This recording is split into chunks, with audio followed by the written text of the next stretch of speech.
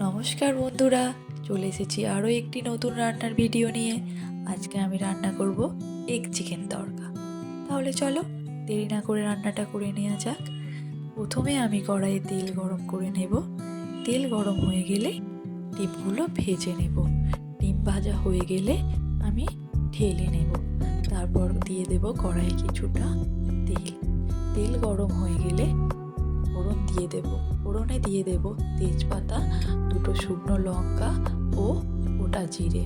ফোড়নটা ভালো করে হয়ে গেলে তাতে দিয়ে দেব পেঁয়াজ কুচি ও রসুন কুচি। পেঁয়াজ ও রসুন একসঙ্গে ভালো করে ভেজে নেব। ভালো করে ভেজে নিয়ে তাতে দিয়ে দেব চিকেনের টুকরোগুলো আমি ছোট ছোট করে কেটে রেখেছিলাম।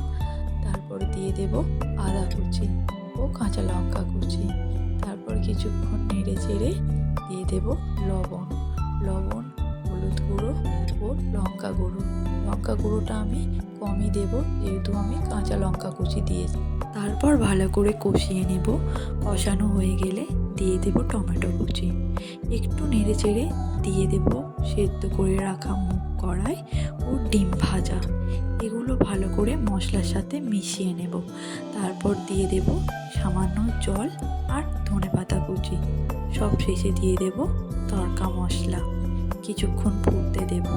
হয়ে গেলে নামিয়ে গরম গরম রুটির সঙ্গে পরিবেশন করে দেব।